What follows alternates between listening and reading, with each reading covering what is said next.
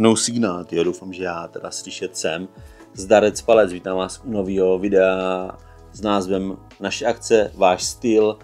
Bavit se budeme o akcích, které pořádáme jako Enjoy Photo, kdy s Dankou, Verčou a občas nám pomáhá Kika, děláme takový tematický, ať už fotosrazy nebo fotosessiony. O co tam jde, bude trošku jiný video, ale teď si povíme něco o tom, že my ty akce děláme vlastně tematický. A já jsem se párkrát setkal s tím, že mě pár lidí řeklo, no jo, jenom že to není nic pro mě, jakože já rozkvetlý fotosraz, to já nefotím takovýhle fotky a podobně.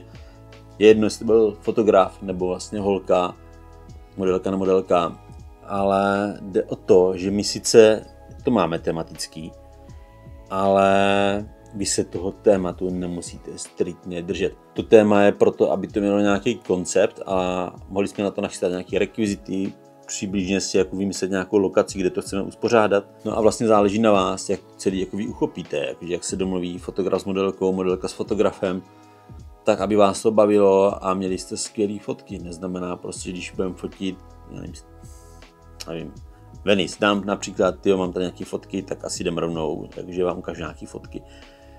Měli jsme Venice fotosession, inspirovaný prostě, že jo, Benátkama a já samozřejmě na těch akcích dělám spíš jako backstage, fotky, videa, ale občas si tam právě chci vymyslet nějakou takovou fotku, kterou nemá úplně každý a aby mě to bavilo a většinou to fotím s Dankou, protože ta pro ty mé blbý nápady šílený vždycky je.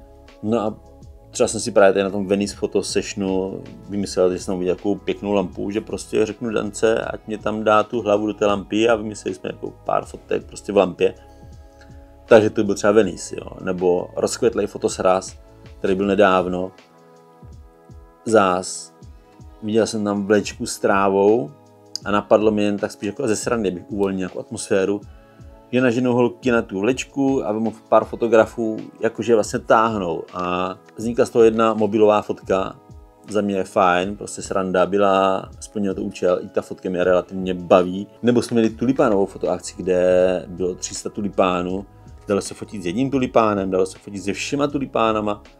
Já jsem si zase tam vymyslel to, že když se otrhali takové ty listy, které jsou vlastně nepoužitelné na fotkách, nevypadalo by to hezky, tak já jsem vzal jenom ty listy, zase jsem vrazil Dance a udělali jsme jim jako ještě poslední šanci, než šli do kontišu a udělali jsme fakt takovou sranda fotku, kdy vlastně Danka drží zase jenom ty listy a blbne s nima. Tohle byla třeba jako pro mě tulipánová fotosession, jo. Stříbrný fotosraz, tam jsem se využil pračku, která tam byla, jako dají se zažít neskutečné věci. Nebo jsme fotili v brněnském artu, což byla další skvělá příležitost si zafotit v kině, v momentě, kdy tam nikdo není a nic tam neděje.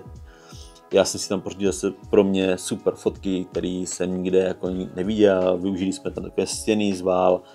S Dankou jsme měli vymyšlený koncept, kdy jsme nakonec zapojili ještě vál do toho. Ty fotky jsou zase bomba, mám z nich fakt radost. Takže jo, prostě máme téma, máme lokaci, ale to, jak si to pojmou ti lidi, co tam na té akci jsou, je fakt jako hodně na nich, jo. Samozřejmě máme nějaký pravidla, které chceme, aby se dodržovali, aby se neníčily věci a podobně. To třeba někdy příště tady na tohle téma. Pojďte to prostě s náma zažít, tady ty akce.